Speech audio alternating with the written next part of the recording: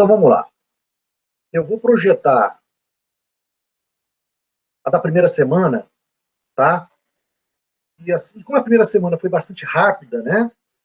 Então acredito eu que esses slides vão se esgotar muito rapidamente também. Aí depois da segunda semana, que seria da semana passada, a coisa é um pouco mais demorada, porque a quantidade de glândulas, né, endócrinas, a quantidade de órgãos responsáveis pela produção e liberação desses hormônios já é uma quantidade um pouco maior. Bom, para começar, a gente tem que ter a noção clara, né, do que vem a ser uma glândula endócrina, o que vem a ser uma glândula exócrina, tá? Já que nós estamos trabalhando agora com o sistema endócrino. Glândula exócrina, se você observar aqui na figura, são aquelas glândulas, tá, que vão produzir e vão liberar os seus produtos para o meio externo por meio de um ducto ou de um canal secretor. Tá? Então, por exemplo, se eu pego o pâncreas eu vou pegar como uma glândula, um exemplo, que pode funcionar tanto como glândula exócrina, como também como glândula endócrina. Quando eu falo que o pâncreas produz enzimas pancreáticas responsáveis pela digestão, né, digestão química dos alimentos, então o pâncreas ele possui glândula, ele possui células que vão produzir e secretar essas enzimas, e essas enzimas vão cair diretamente na luz, tá, do intestino delgado, mais especificamente no duodeno. Então, são enzimas que serão produzidas, tá, por essas células, e essas enzimas serão lançadas para o interior do duodeno por meio de um canal, um ducto secretor. Tudo bem? Então, essa é a parte exócrina da glândula chamada de pâncreas. Só que o pâncreas também, ele tem uma porção endócrina, tá? E essa porção endócrina que a gente pode observar aqui é que células vão produzir substâncias, tá? Vão produzir hormônios, e esses hormônios, ao invés de serem liberados, secretados por meio de um ducto secretor, essas substâncias elas vão cair diretamente na corrente sanguínea. Tá? Endo significa dentro, então são substâncias que vão ser produzidas, tá? E secretadas diretamente na corrente sanguínea. E dessa forma sendo transportada pelo sangue até os órgãos, né? Em que esses hormônios irão atuar inicialmente. Então, se você pega o pâncreas como exemplo, o pâncreas tem uma característica endócrina e uma característica exócrina. Tá? Então, por isso que o pâncreas é chamado então de glândula mista ou glândula anfícrina, exatamente pelo processo de ter uma porção exócrina e uma porção endócrina. Beleza? Nesse segundo slide aqui, nós temos as principais glândulas endócrinas, né, que vão produzir, secretar e liberar diretamente na corrente sanguínea. Tá? São principais, não são todas, mas são algumas, tá? Então nós temos o hipotálamo, tá? Que é uma glândula de natureza endócrina, está localizada acima da hipófise. O hipotálamo ele tem um tamanho reduzido, como se fosse também de um grão de ervilha, tá? Logo abaixo do hipotálamo nós temos a hipófise que eu já falei anteriormente, ela é dividida em duas regiões, uma região chamada de neurohipófise e a outra chamada de adenohipófise. Então nós temos a neurohipófise, que é a hipófise chamada de hipófise posterior e a adenohipófise chamada de hipófise anterior, que nós vamos falar daqui um pouquinho, das características de uma em relação à outra. Temos a tireoide, tá, que também é uma glândula endócrina, assim como o pâncreas, as suprarrenais ou adrenais, que são glândulas localizadas sobre os rins, tá? Ovários e testículos, que são gônadas, né? São as glândulas responsáveis pela produção, no caso dos testículos, da testosterona, e o ovário, no caso específico, da progesterona e do estrógeno. Beleza? Então, essas são as principais glândulas, não estou dizendo que são apenas essas. Nós temos, por exemplo, localizado aqui na tireoide, 4 glândulas, né, 2 pares de glândulas, chamadas de paratireoide, mas são glândulas menores, diminutas, que estão inseridas na tireoide, mas com funções diferentes, tá? Da tireoide. Mas não são mostradas aqui. Apenas para mostrar para você que existem outras glândulas que não aquelas apenas mostradas aqui. Pois bem, aí nós temos o quê? A hipófise, né, chamada de glândula pituitária também, tá? Então nós temos aqui inicialmente o hipotálamo, que é uma glândula que está localizada acima da hipófise e que recebe informações, né, e que está dando informações para essa hipófise, tá? Essa hipófise, então, da forma que você está observando aqui, ela é dividida em 2 porções. Uma porção anterior, chamada de adenohipófise, e uma porção posterior, chamada de neurohipófise. Alguns estudiosos, né, alguns pesquisadores, eles costumam dizer que a neurihipófise, na verdade, seria o prolongamento do hipotálamo. Seria uma porção prolongada desse hipotálamo aqui. E a gente vai entender o porquê. Tá? Se a gente faz uma comparação de uma em relação à outra, você vai ver o seguinte, você vai ver que a adenopófise é uma região responsável pela produção e secreção de hormônios. Tá? Então, na verdade, o que acontece aqui é o seguinte, o hipotálamo, também, como é uma região, como é uma glândula responsável pela produção e secreção de hormônios, tá? O que nós temos aqui? Nós temos hormônios que são produzidos no hipotálamo, esses hormônios serão que cairão na corrente sanguínea, entrarão em contato com essa porção da adenopófise aqui, tá? Onde nós temos células responsáveis pela produção e liberação de hormônios, e uma vez que essas células forem estimuladas por hormônios que foram liberados pelo hipotálamo, essas células vão produzir e liberar hormônios na corrente sanguínea. E esses hormônios irão atuar, tá? Como nós estamos observando aqui, prolactina, LH, FSH, TSH, ACTH e GH, esses hormônios aqui, foram produzidos e liberados, irão atuar em diferentes órgãos. Por exemplo, a prolactina é um hormônio que foi produzido e secretado pela adenopófise, que vai atuar sobre as glândulas mamárias. O FSH e o LH que nós vimos vai atuar diretamente sobre as gônadas, né, testículo e também ovário. O TSH é um outro hormônio produzido pela adenopófise que vai atuar diretamente sobre a tireoide. O ACTH é um hormônio também produzido pela adenopófise que vai atuar diretamente sobre a suprarrenal, ou adrenal, que são essas glândulas aqui, né? Na verdade, essa glândula está localizada sobre um rim, tá? Tanto o rim direito quanto o rim esquerdo possuem suprarrenais independentes, tá? E também a adenopófise vai ser responsável pela liberação de um hormônio chamado de GH, ou somatotrofina, que é a mesma coisa, porque esse G vem de growth, né? E growth em inglês significa crescimento. Então, o hormônio do crescimento que vai atuar diretamente sobre os ossos, tá? Sobre as cartilagens, sobre a musculatura, promovendo o crescimento do indivíduo. Então, o que eu quero que você entenda especificamente dessa região anterior da hipófise, chamada de adenopófise, é que ela vai receber hormônios que são produzidos pelo hipotálamo, e pelo recebimento desses hormônios produzidos pelo hipotálamo, essa adenopófise vai produzir e liberar hormônios. Então, o hormônio ativando a produção de novos hormônios, bem? Nessa conexão de hipotálamo-adenopófise.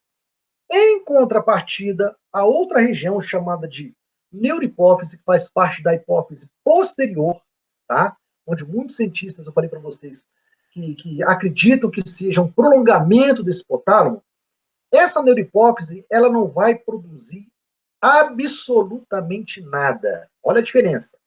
Enquanto a adenopófise produz e libera, por ação dos hormônios do hipotálamo, a neurihipófise ela não vai produzir absolutamente nada. Ela apenas vai liberar, tá, aqueles hormônios que foram produzidos pelo hipotálamo. Então, o hipotálamo produz esses neurohormônios, hormônios produzidos por essas células nervosas, tá?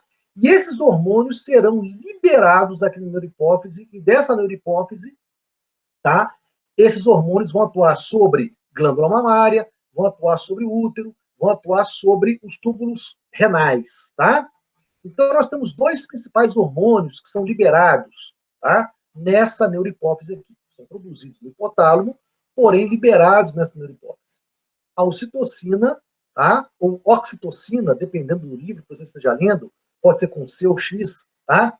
Ela vai atuar sobre as glândulas mamárias e vai ser responsável, na verdade, não pela produção, tá? Não pela produção do leite, mas pela contração, pela ejeção do leite, pela contração dos ductos, né?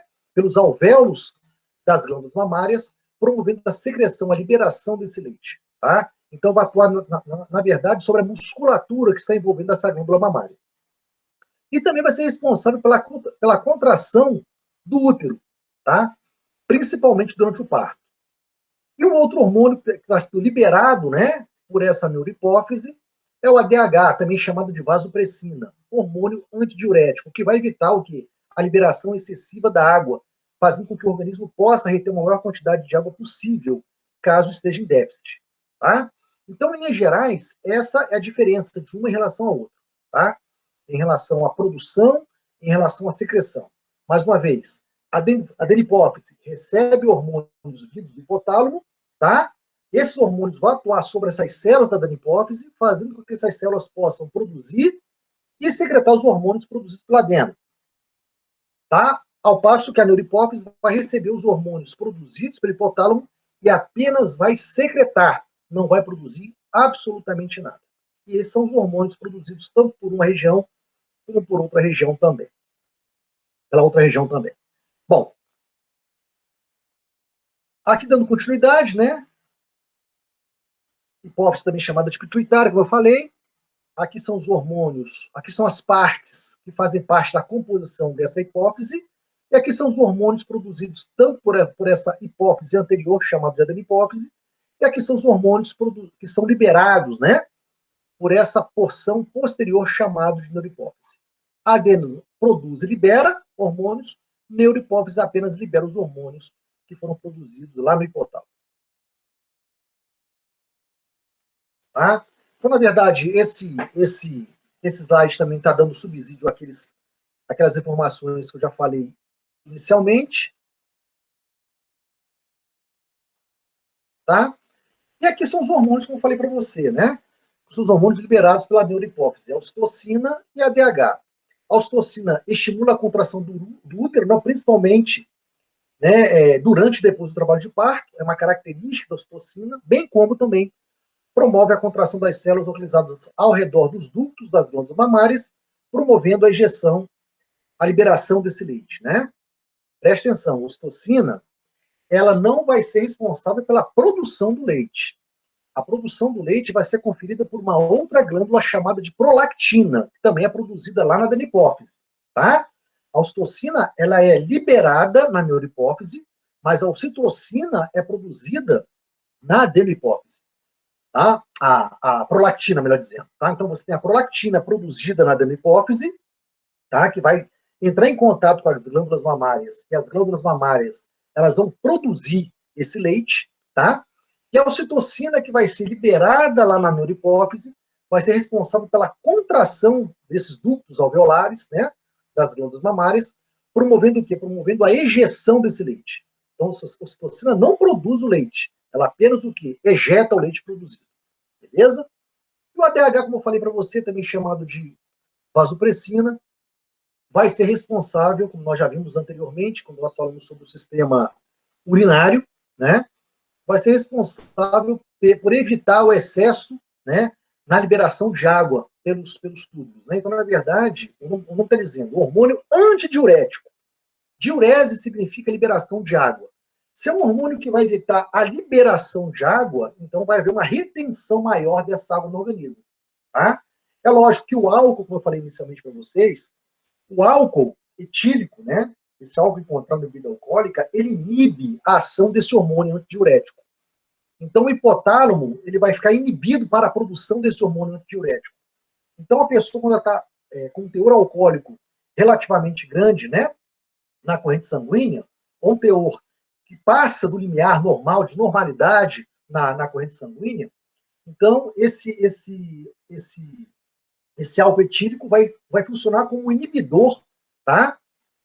Da produção desse hormônio antidiurético pelo hipotálamo. Aí a pessoa, o que vai acontecer? Ela vai acabar liberando urina constantemente. Ela vai urinar constantemente. Então é muito comum a pessoa, quando ela está bebendo, ela ir ao banheiro várias vezes, tá? Porque não tem como reter essa urina, né? Não tem como reter essa água, porque o hormônio antidiurético está inibido, certo?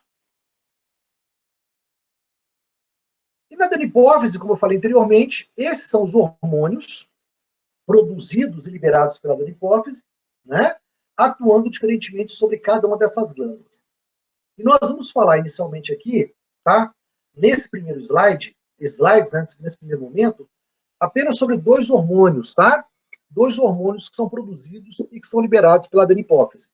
Um hormônio chamado de hormônio somatotrofina, ou GH, ou simplesmente hormônio de crescimento, caso você esteja fazendo a tradução desse GH, porque growth significa crescimento, né? Desenvolvimento. Tá? E depois o outro hormônio chamado de prolactina. Nesse primeiro hormônio, que é a somatotrofina, nós podemos ter algumas disfunções, tá? Primeiro que é um hormônio responsável pelo crescimento. Se é um hormônio responsável pelo crescimento, ele vai atuar sobre o osso, vai atuar sobre as cartilagens, que envolve, né, parte desses ossos, assim como a musculatura, né? Então, à medida que o indivíduo vai crescendo, de forma normal, né, está sofrendo a ação desse hormônio. É lógico que esse crescimento ele vai ser mais expressivo durante o processo de puberdade, durante os processos de estirão, né, onde esse hormônio vai ser produzido em uma quantidade um pouco maior durante o processo da puberdade, durante o momento da puberdade, tá? E ele tende a diminuir à medida que a puberdade vai terminando, à medida que o indivíduo for entrando na fase adulta. Só que, tá? O que acontece? Acontece que esse hormônio, a hipófise, na verdade, ela pode sofrer algumas disfunções, tá? E essas disfunções na hipófise, mais especificamente na adenipófise, né, que vai produzir esse hormônio, pode causar o gigantismo ou o nanismo. O gigantismo, quando esse hormônio GH é produzido em quantidade além da normalidade, tá? E o nanismo acontece exatamente quando esse GH é produzido abaixo da condição normal, da concentração normal, tá? Então, essas disfunções da hipófise pode promover tanto o gigantismo quanto o nanismo. Só que, aquilo que eu falei para você, né, à medida que a puberdade ela vai terminando e o indivíduo vai entrando na fase adulta, tá, cessa, tá, cessa, na verdade, ou a quantidade desse hormônio na corrente sanguínea ela é mínima, ela é ínfima, tá, apenas para manutenção. Só que na fase adulta pode ser que esse hormônio continue ainda a ser produzido. Ele volte, na verdade, a ser produzido. E quando na fase adulta esse hormônio GH ele volta a ser produzido, pode causar uma disfunção chamada de acromegalia. Nesse momento de acromegalia, o indivíduo ele não vai crescer mais, tá? Não vai crescer. Na verdade, o que vai acontecer é um crescimento desproporcional dos ossos das mãos, dos pés, da cabeça, na fase adulta, tá? E esse processo, esse fenômeno, na verdade, essa disfunção de crescimento desproporcional, não é altura, né? Mas dessas áreas aí, especificamente na fase adulta, porque o hormônio, ele ressurge, ele volta a aparecer na fase adulta, essa disfunção, ela é chamada de acromegalia. Beleza? E o outro hormônio que é produzido e liberado pela adenopófise, tá? É esse hormônio que é chamado de prolactina. Como eu falei inicialmente, vai atuar diretamente, né, nas células das glândulas mamárias, tá? Fazendo com que a glândula mamária possa liberar e secretar o leite. Então, a prolactina é o hormônio que estimula as glândulas mamárias a produzirem e secretarem esse leite. Tudo bem? Glândula mamária que funciona aí como glândula exócrina. Porque o que acontece? Você tem canais secretores, você tem ductos secretores que vão liberar o leite para o meio externo, tá? Para fora da glândula. Tudo bem? Mas a prolactina é um hormônio que é um hormônio produzido por uma glândula endócrina, no caso específico, a parte da adenipófise, né? Porque a prolactina ela vai ser produzida e cair na corrente sanguínea para atuar diretamente sobre as glândulas mamárias, tá? Para que essas possam produzir leite. Então, a glândula mamária em si é uma glândula exócrina. E a hipófise que vai produzir prolactina é uma glândula endócrina. Tudo bem? Clarinha, nessa primeira parte, que foi da semana retrasada, alguma dúvida? Na verdade, eu acabei lembrando de uma agora. Todas as glândulas endócrinas, elas acabam secretando os hormônios na corrente sanguínea? Sim. Sim. Todas? Ah, É, tá. pelo menos que eu me lembre, sim. Né? É característica de glândula endócrina, né? Liberar hormônios na corrente sanguínea. Tá bom. Hormônios, tá? Hormônios na corrente sanguínea. Beleza? Então, Uhum. as células produzem, tá? E secretam. Existem vesículas, então, aquelas vesículas que eu falei para vocês, são vesículas de secreção, que se fundem a membrana plasmática e esse produto é liberado diretamente na corrente sanguínea. Característica de glândula endócrina. Tudo bem? Por exemplo, glândula lacrimal é glândula exócrina. Glândula salivar, exócrina. Mamária, exócrina. Tá?